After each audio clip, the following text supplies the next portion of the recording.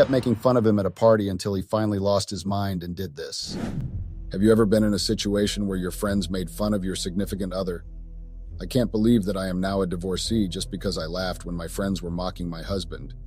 Maybe I was wrong to laugh. I know that maybe I should have reprimanded my friends instead of laughing, but did I deserve to be divorced and left with a broken heart and regrets? I had never thought that one day I would find myself being one of my alpha husband's brutal revenge.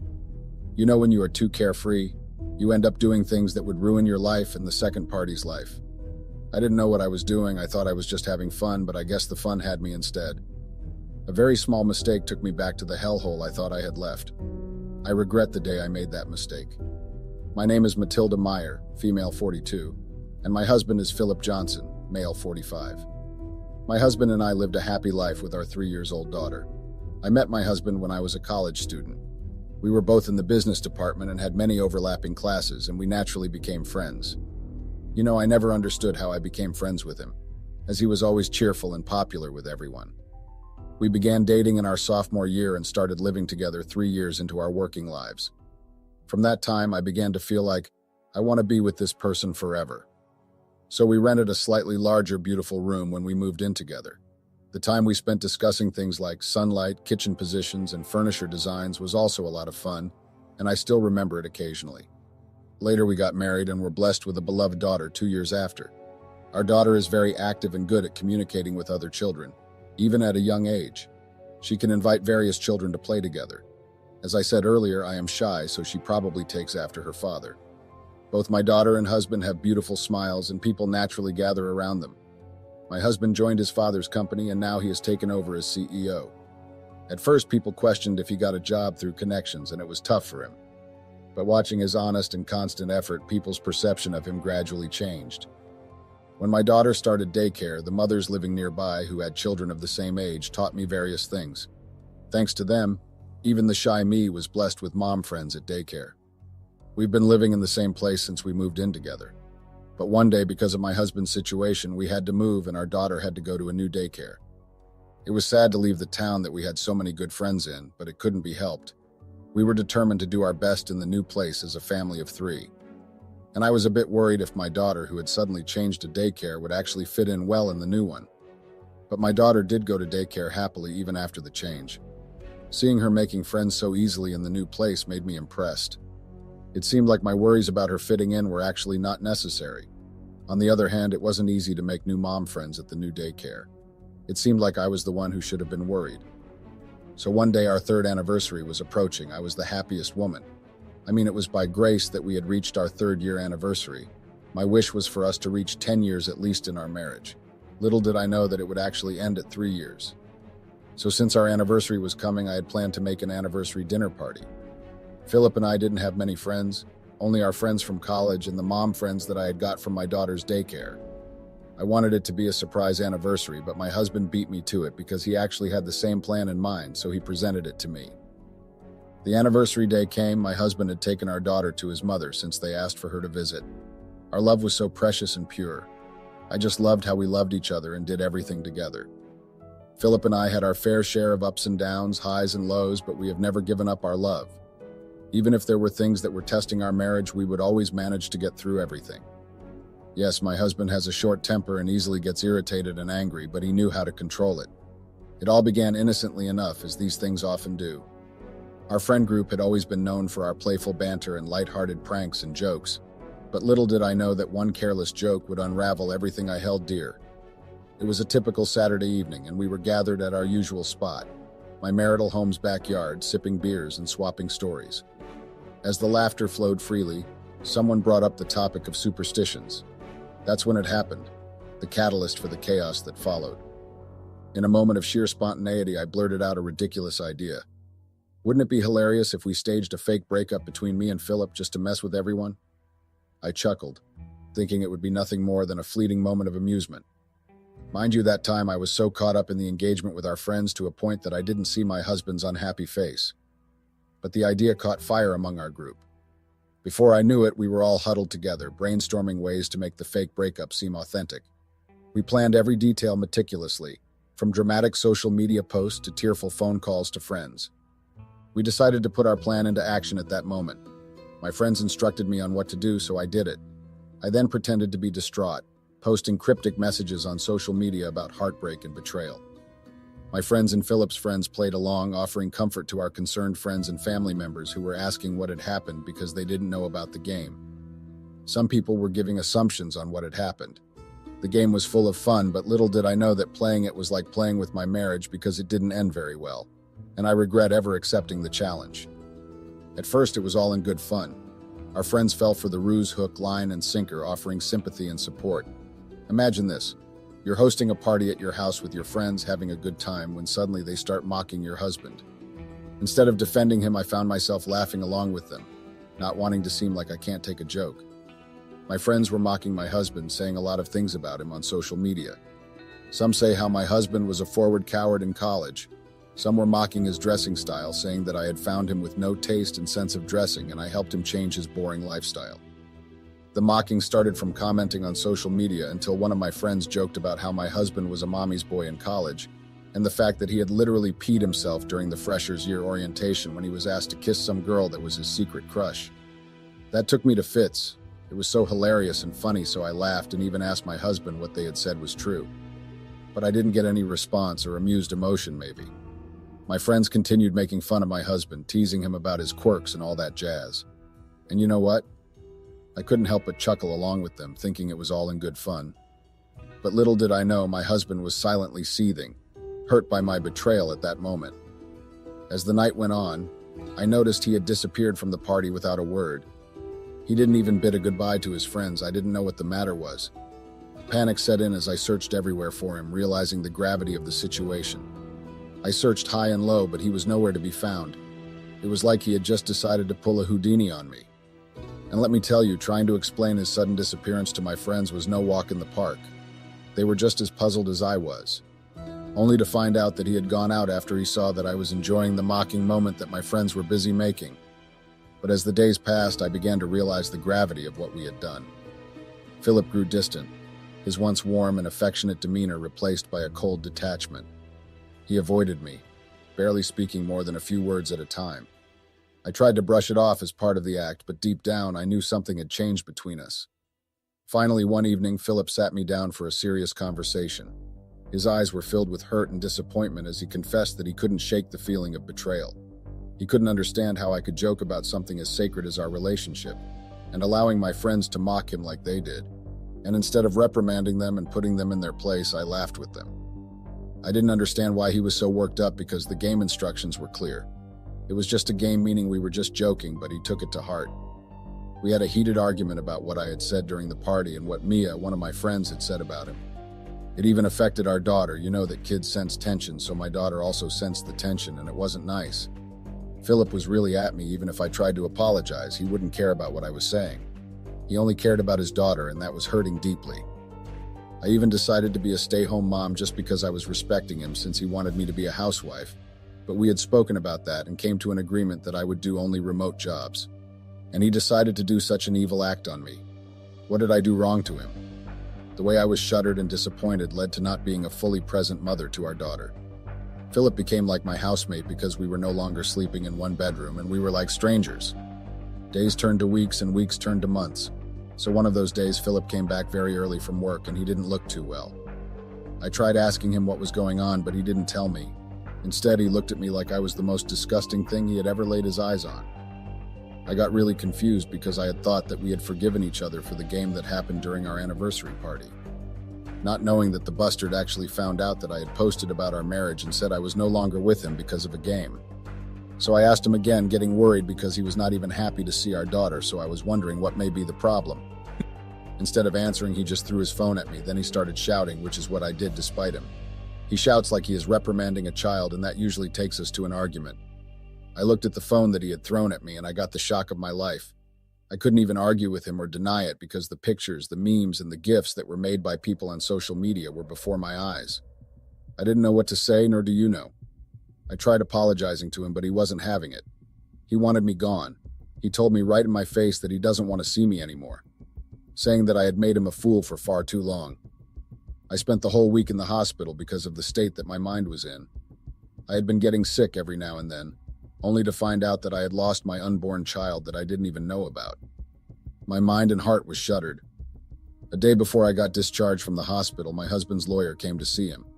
He left another envelope that I didn't even bother opening, but I took it home with me the next day. So when I had settled well at home, I remembered the envelope and opened it. The things the envelope contained left me in awe. My heart stopped for a moment. In the envelope, there were pictures of me and my male friend kissing each other, which is something that had happened a long time ago when he was still asking me out. It looked like we were dating. I couldn't believe how my husband had got the pictures. I didn't understand why he would send his lawyer to deliver the pictures to me, and I saw nothing wrong in what I did. In my world or mind, kissing was not and should not be considered as cheating. Besides, we were not dating because we started dating a week after. I mean, no feelings were attached. It was fun, nothing else. So after the pictures were delivered, the lawyer called me again, saying the divorce process had to come to a final decision and requested to see me along with my husband on a certain date. I honored his request and went to meet up with him and my husband. The only thing that made me agree to the meeting was because I had a lot of questions to ask my husband. One fateful day, the day of the meeting came and my husband was really divorcing me. And his reasons for the divorce were that he had lost trust in me, and I had not been faithful to our marriage. I didn't understand how I was not faithful when the kissing happened way before we even dated. The fact that I had allowed my friends to humiliate my husband in front of everyone on our anniversary celebration day. I thought he understood that it was just a game. It didn't mean anything. I tried defending myself on the mocking and pictures case, and the lawyer told me exchanging saliva or kissing another person outside my marriage is considered cheating, even if I had thought it was an innocent friendship kiss. But the fact that I had spent time and kissed another person in the name of friendship is cheating. I didn't understand how the lawyer could say that I had gone outside my marriage while I was not even dating Philip when everything happened. I begged him to forgive me. I cried and acted like a lunatic, but he was just not bugging. I didn't know that and never thought of it as cheating because me and the guy were only friends. I didn't take him as another thing and never thought of him that way. I love my husband so much, but I guess the only thing I never did was respect my wedding vows and my husband. I didn't know, okay. One moment I was happy. The next I was devastated by an argument that we had about the joke. Well, a mockery that took place on our supposed-to-be special day and found comfort in alcohol. That alcohol led me to do something that I had thought I was doing it just for fun. I guess nothing stays in the dark, but I don't think it should have been a problem because it was something that had happened in the past. I felt so ashamed, doing things in the name of fun sometimes leads us to our downfall. I didn't know that laughing at what Mia said would actually be the end of my marriage. So I ended up signing the papers, meaning I was actually letting go of my husband, our love, our vows, and our family. I asked the lawyer what I was benefiting from the divorce, and he told me that I would be getting nothing rather than the house I was living in. So I asked my husband to unfreeze my accounts, and he told me that my accounts were fine. It was just that they didn't have any money. He then gave me a promise that sounded like a threat that he would destroy me just like I had destroyed our marriage and broke his heart. And I knew he was crazy, but I had never thought it was to that extent. How could he do something so evil to the mother of his child? As I had thought that was all, he then dropped a very large and a killer bombshell to me, saying that he was taking full custody of our daughter, and that I was not fit enough to be a mother, so he was taking full responsibility to our daughter. A few weeks later, he filed for full custody of our daughter, stating that I was not fit to be a mother. On top of that, he blocked all my bank cards that I had opened to put some savings for our daughter. Well, I didn't know about that until I tried swapping the card in the petrol station, so I called my advisor, and I was actually told that my cards were blocked. When I got home, I found out that he had actually taken my clothes and threw them outside. The doors were locked and changed, meaning I no longer had access to the house anymore. Mind you, that time I didn't have gas in my car, so I didn't know how I was going to get home from our marital home. I mean, didn't he or the lawyer state that I was not getting anything but only the house that I was living in? I didn't understand why Philip would do this while he was the one who signed that I would be getting the house. He should have mentioned that he no longer needed me in the house, not to state that I am getting the house. That meant that I had to go back to my hometown. Mind you, that time I had nothing on my name. My personal bank accounts were flushed, and the other one that I had thought would help me at least try to live until I get maybe a job was also blocked. For what, I also don't know. Philip's revenge or punishment was way too harsh that I couldn't even handle it myself. My ex-husband was evil and psychopathic. The signs were there, but I didn't pay any attention to them. I was so much in love and thought I had found my soulmate, but I found my worst nightmare and downfall. I couldn't believe that he did all that just because of a lousy kiss and the fact that I had laughed when he was being mocked. It wasn't like I was dating the guy, but he destroyed my life. All in the name of revenge for a kiss and mockery. Few months later, I had to try and fix my life bit by bit. Philip did a number on me, so it wasn't easy having to start afresh everything. Fortunately, I found a job as a waitress in one of the restaurants nearby. It was not easy, but I had to try and pick up life and better myself. I had no one but myself, so it was time to focus on me and do me. And the good thing was that Philip's parents had allowed me to see my daughter and spend time with her. I prayed every day for karma to visit Philip one day. It was a wake-up call for me, making me realize the importance of standing by your partner, especially in moments of vulnerability. So if you ever find yourself in a similar situation, remember to choose loyalty and love over temporary laughter, because you never know the impact it might have on your relationship. I vowed to myself to never fall in love again or have a crush on someone. I have learnt my lesson. I had realized that allowing my friends to mock my husband or my ex-husband and even laughed when they did was actually something that I shouldn't have done. Instead of standing up for him, I did something unexpected. I laughed along with them. But little did I know that would be the breaking point for my husband. As soon as I chuckled at one of their jokes, he lost his cool and vanished into the night. I was left feeling guilty and regretful for not defending him when he needed me the most. It was a harsh lesson learned that night. Sometimes laughter can hurt more. I should have known better than to allow anyone to mock or embarrass someone else because I knew how it's like to be mocked and laughed at. I mean, my cousin was also mocked when we were younger. She was mocked by one of our male cousins because of her skin color, comparing her with other people. She couldn't take it as a joke. It came as a very offensive thing to her, to a point that she was sad.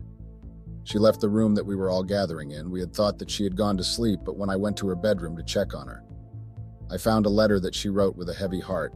Then she tried to commit suicide. Luckily, the doctors were able to flush out all the pills that she had consumed. That was the most traumatic thing I had ever experienced and seen. I don't know how I forgot about that and defended my husband. Was I too comfortable? A lot was going on in my life. I had gone to a very depressing state. Not only because I had destroyed my marriage, but also because I was actually denied any form of custody over my daughter. You know, that case took me from point 100 to point 0 of my life.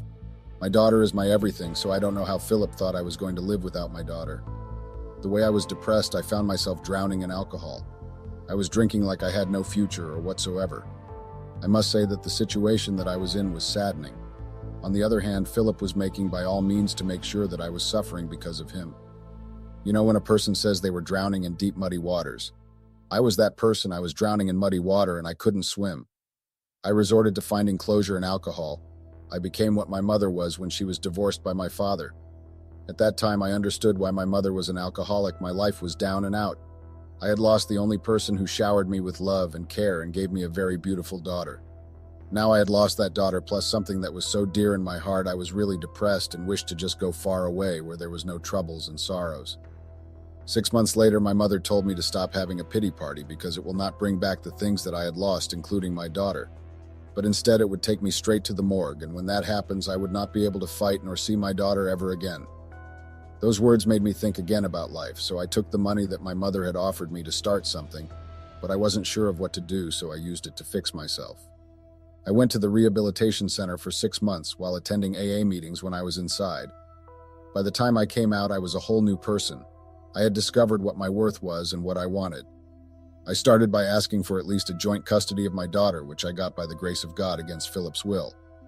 I went through a very tough depression phase for almost a year, and I had thought I was going to lose my life in the process. Everything was too much for me to handle. But there was one thing I was proud of that I had done, and that was saving myself from the selfish bastard. I was glad that my mother came through for me when Philip threw out my clothes. However, from the ashes of despair, a newfound strength emerged. I resolved to heed the warnings of those wise enough to know better, to never put my safety and security on the line. With unwavering determination, I transformed the gaping hole within me into a source of motivation, giving rise to a vigilant and astute version of myself. I decided to start therapy, which is the first route to the healing journey, right? I had to make peace with everything for my own good. My mother found me a therapist that did house calls, and I was grateful for that because I didn't want to face the world, you know. I was somehow scared that Philip would see me or temper with my car tires. This time it showed that he was just obsessed with destroying my life. I couldn't leave my daughter alone. The therapy sessions went on for months because sometimes I would not want to open up, but I eventually got help and decided to stand up for myself. Philip had gone AWOL.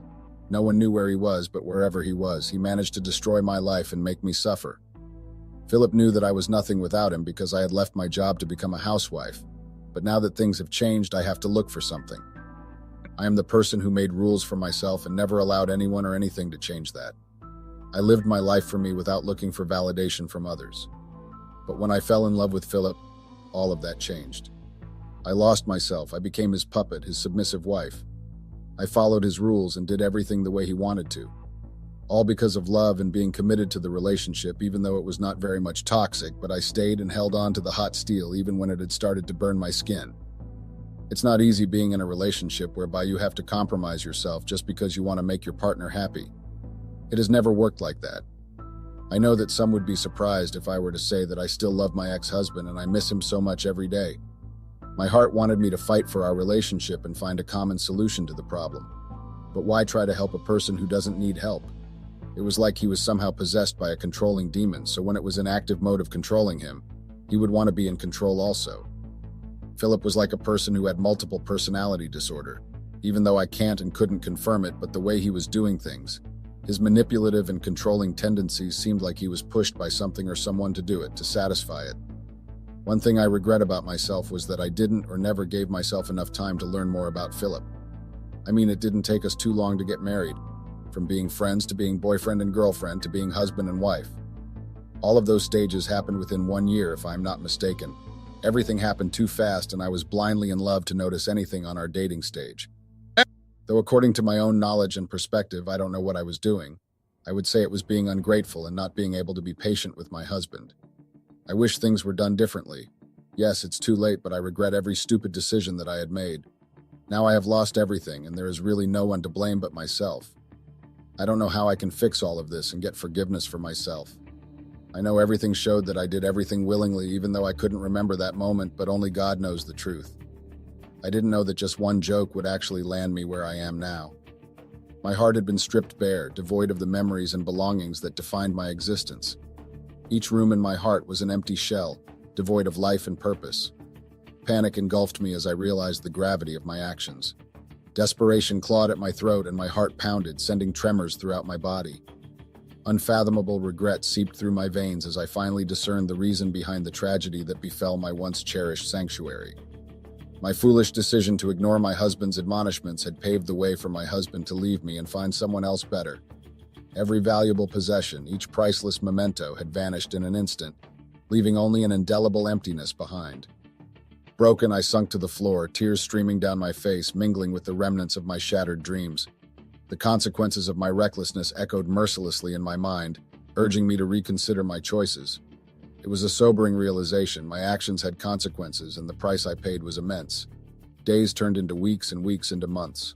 The memory of that fateful night haunted me, serving as a perpetual reminder of the naivety that had marked my path. The love of my life, the only person who had shown me genuine love and care, never returned, and I was left to my own devices to rebuild my life from the ruins. It always breaks my heart whenever I think of the way my relationship with Philip ended. I miss him, and if I was to be given a chance to rectify my wrongs to save my relationship with Philip, I would. Even though I still think he took a very dumb and cowardly move to end our relationship.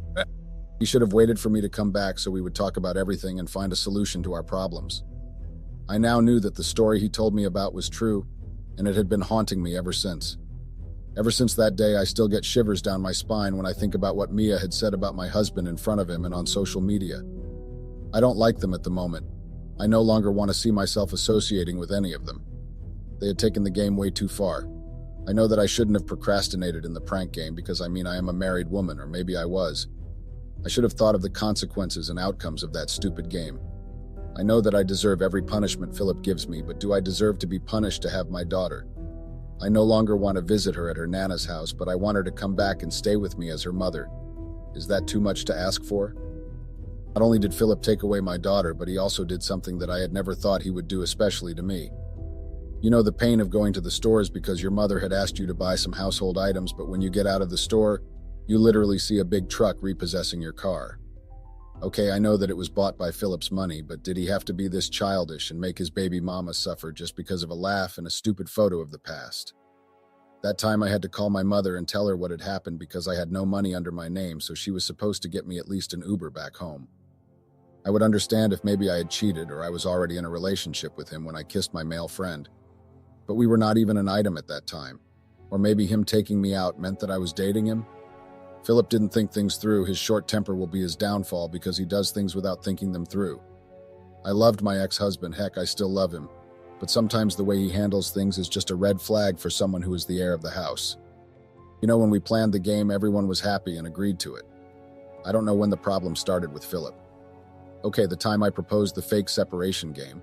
Philip was busy engaging with one of his close friends, so they didn't pay much attention to it. We did what we thought was fun, not knowing that I was only destroying my marriage. Philip got a clue of what was going on when Lisa, one of the daycare mothers, who are my friends, called for Philip's attention. Then she asked a silly question. Okay, cool.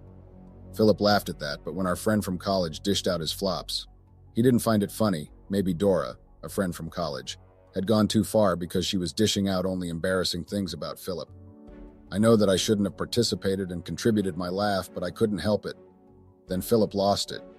That was the only fault that I had, but he chose to destroy my life and my reputation just like that.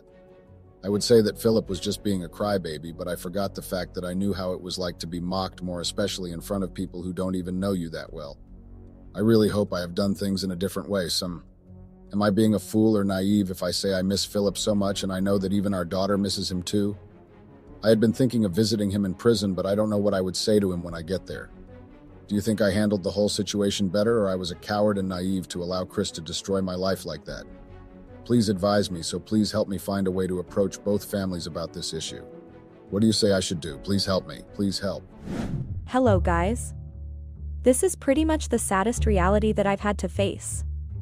Not gonna lie, I've been on this platform reading stories of people getting cheated on by their partners.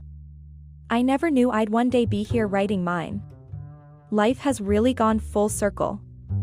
I booked a trip for friends and family, and my wife decided that was her cue to sleep with my best friend.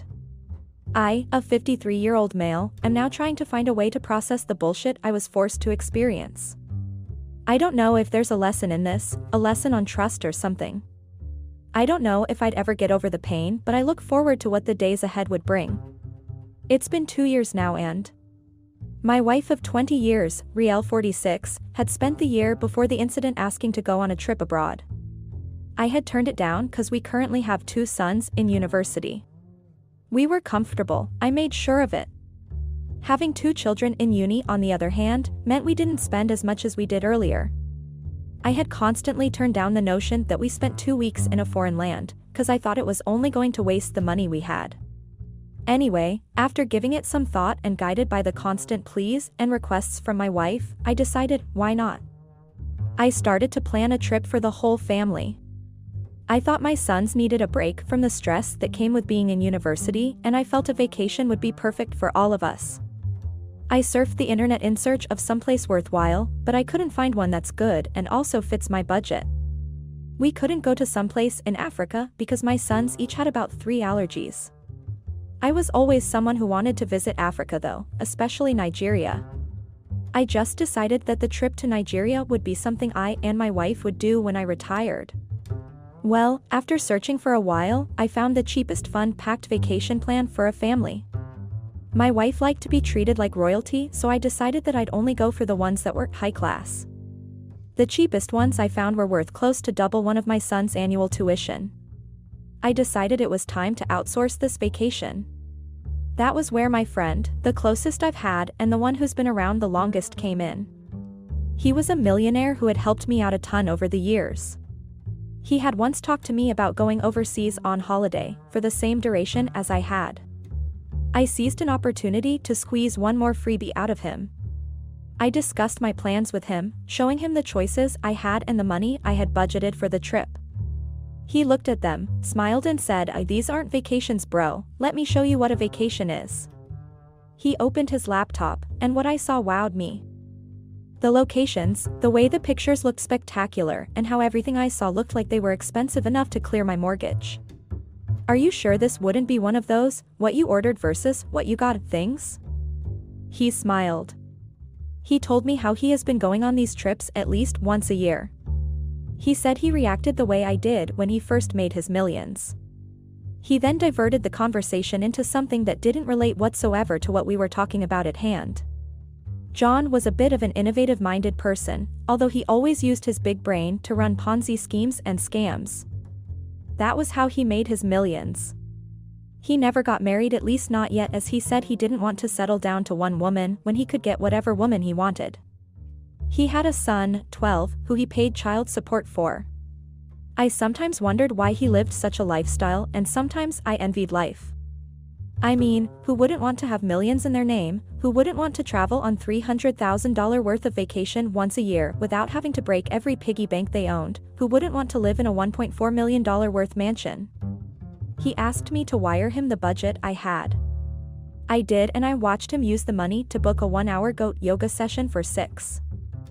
Yeah, you fucking heard me right. He spent my entire budget for a 2-week holiday on a 1-hour session. This motherfucker always found a way to make my hard-earned money look like peanuts. He booked the trip for 6, my wife, my 2 sons, his son, himself and I. He also booked the plane tickets to and fro cause my budget also included flights. I thanked him afterwards and just left. The day of the trip came and we all moved. My wife was most excited amongst all of us. She was happy she finally got to go on what she'd been asking for about a year. She was so excited about the trip that she couldn't even sleep that night. I had to find other ways to put her to sleep, wink wink. When we got to Paris, John took the opportunity to dazzle the mini crowd with his abilities. He knew how to speak French and also knew how to fake an accent. His little antiques excited his son and also my wife for reasons I didn't quite understand. I just shrugged it off to the fact that she was so excited for being on a trip after she had been longing for one. You got to the hotel we booked and it was marvelous. I mean, I should say he booked. It had wonderful scenery and it was literally the biggest hotel in Paris and also the most expensive.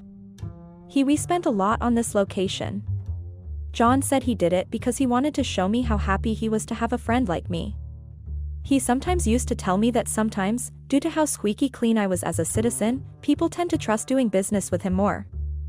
He said something about a few of his clients doing background checks on me one day, which really freaked me out. The hotel had a large house-type suite in the penthouse, had like 4 or 5 rooms, and had bathrooms in all of them. It also had a recreational lounge and a pool at the balcony. It had games, which interested John's son, who got immediately preoccupied by one. It had a pool table and an in-house gym. I'm really going to get jacked here, I heard my sons say to one another whilst they admired the size of the gym and the quality of the tools.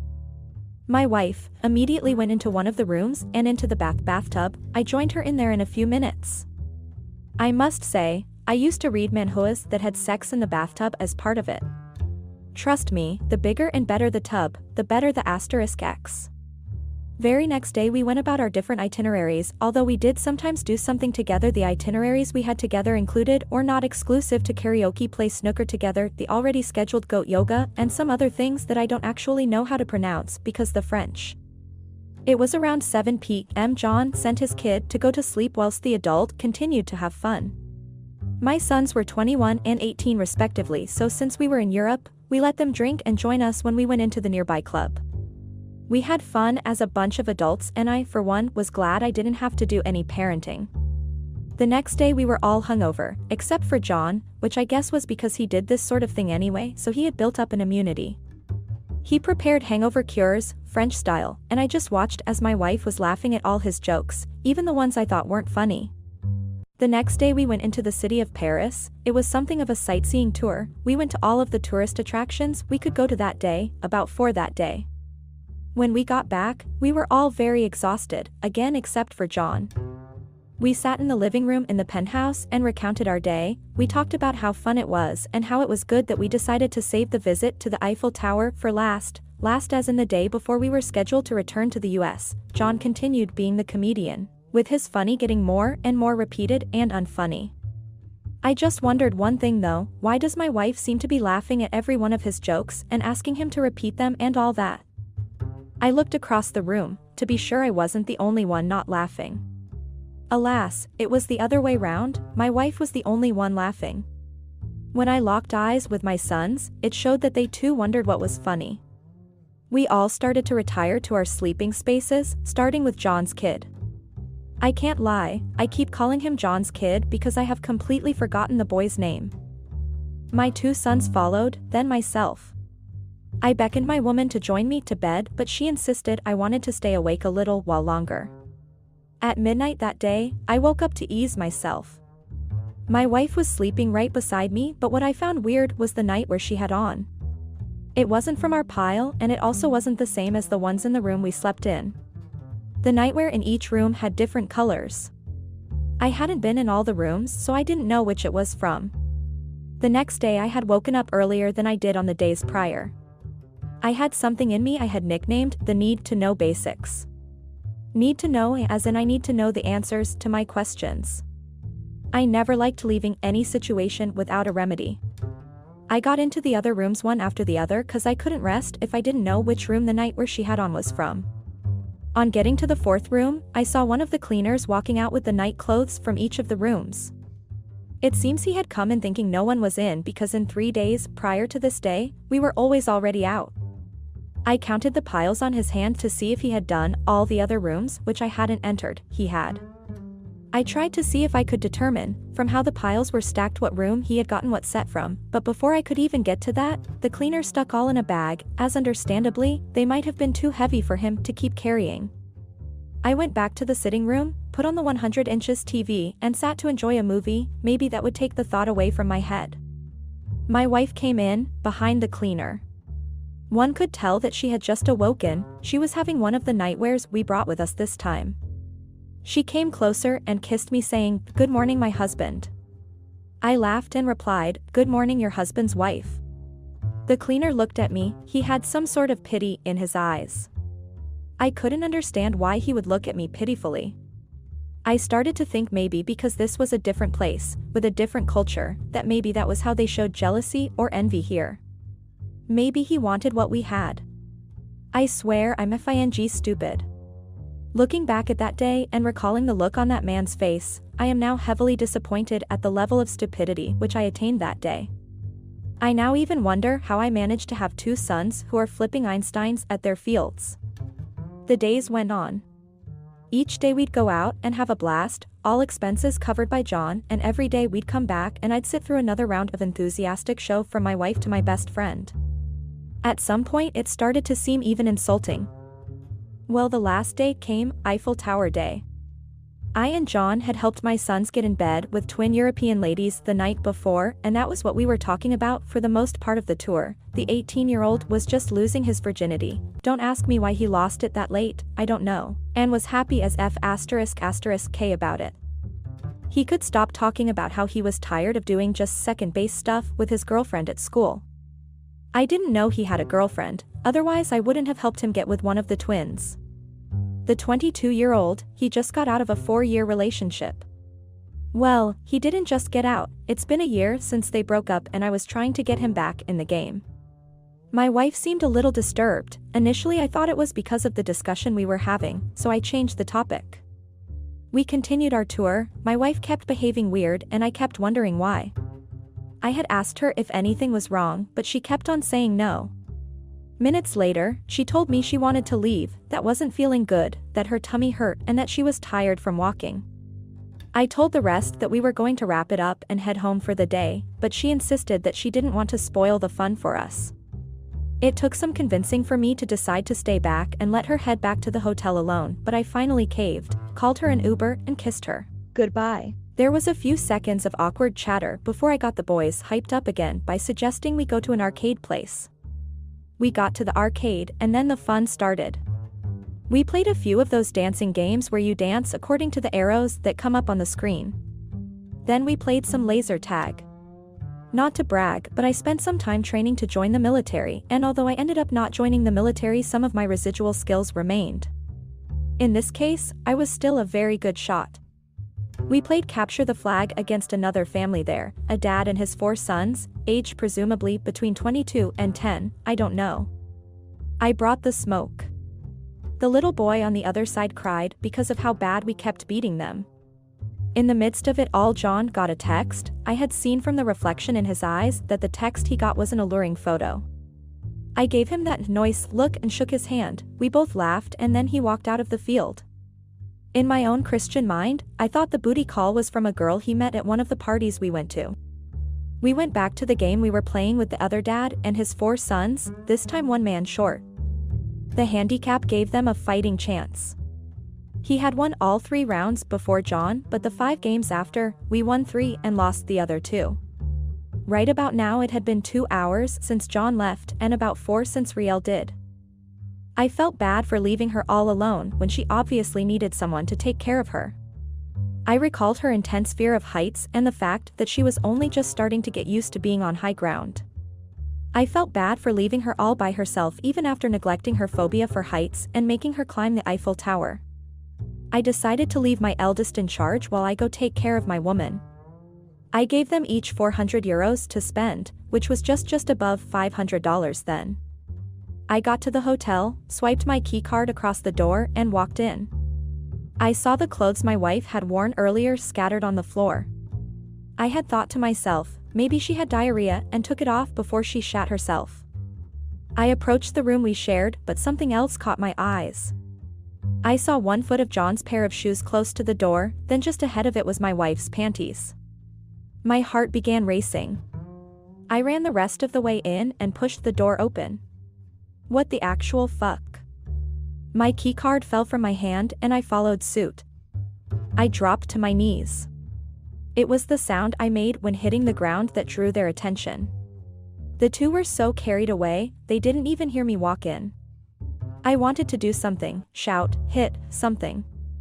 I needed to do something, but I couldn't. I shouted the loudest F***K I had ever heard, and then I went numb. I couldn't hear anything, I couldn't feel my surroundings, and everything in front of me was a blur. I saw the 2 of them run towards me, but I didn't hear a word of what they said. I saw them touch me, but I felt no hands on me. It took a good minute for me to regain consciousness. I was still knelt where I was. My wife was saying words and now they were audible. She was pleading for my forgiveness, saying how sorry she was. Saying how it was only a one-time thing, that she made a mistake, and how she'd spend the rest of her life trying to make it up to me. All those words went in one ear and out the other. As I knelt there, the one thing that came to my head was the look of pity on the cleaner's face that day, the look I had thought wasn't what it actually was. I know now why he pitied me. This woman was fucking my best friend. I got up and left. I didn't know where to, I just walked.